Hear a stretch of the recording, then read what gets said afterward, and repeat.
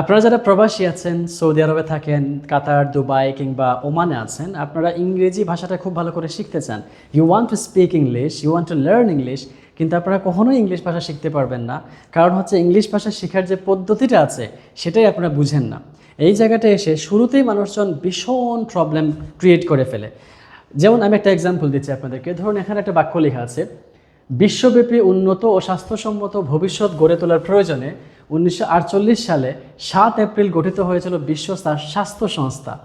আমার প্রশ্ন হচ্ছে, এই বাক্যটা আপনি আপনার লাইফে কতবার ব্যবহার করেছেন বা কতবার আপনার ব্যবহার করার প্রয়োজন হয়েছে? আপনার একটু হিসাব মিলিয়ে নেন তো। আদৌ কি আপনি ব্যবহার করেছেন? গত 6 মাসে কয়বার আপনি ইউজ করেছেন? গত 1 বছরে আপনি এই বাক্যটা কয়বার ব্যবহার করেছেন? না, কখনো ইউজ করা হয় নাই। তাহলে আপনি এই ধরনের কঠিন বাক্যের দিকে আপনি কেন যাচ্ছেন? কঠিন বাক্য কেন আপনি শিখতে যাচ্ছেন, যার ফলে দেখা যাচ্ছে আপনার ইংলিশ শেখা হচ্ছেই না? তাহলে আপনার কী করণীয়? আপনাকে যা আপনি ডে টু ডে লাইফে ইউজ করেন, প্রত্যেক দিন ঘুম থেকে উঠে ঘুমানোর আগ পর্যন্ত, অফিসে, কাজের জায়গায়, যেভাবে যতটুকু আপনি ইউজ করেন সেইটুকু বিষয় আপনাকে শিখতে হবে খুব ভালো করে। And that is English, that's a language. So আপনি ল্যাঙ্গুয়েজ শিখবেন, আপনি প্র্যাকটিস করার মাধ্যমে, চর্চার মাধ্যমে ল্যাঙ্গুয়েজ শিখবেন। যেমন দেখেন, আমি কিছু বাক্য আপনাকে বলছি। আমি সৌদি আরবে বসবাস করি, I live in Saudi Arabia. So এই বাক্যটা যদি আমরা পারি বলতে, দ্যাটস ইট। আমাকে আর ওই উপরের কঠিন বাক্যের দিকে মুভ করার প্রয়োজন নাই। তারপরে কি আছে?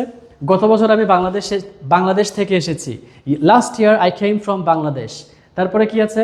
আমি এখনও কোনো কাজ পাইনি, yet I didn't find any job. তারপরে কি আছে? আমি কাজ খুঁজছি, I am finding for a job, I am searching for a job. তারপরে কি আছে?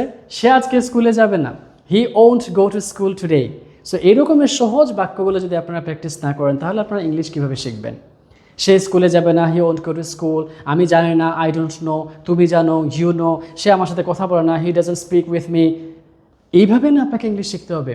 কিন্তু কঠিন কঠিন বাক্যগুলো প্রথমেই আপনাদেরকে দিয়ে একটা চক্রান্ত আছে, যারা আপনাদেরকে ইংলিশ ভাষা শেখা থেকে বঞ্চিত রাখতে চায়।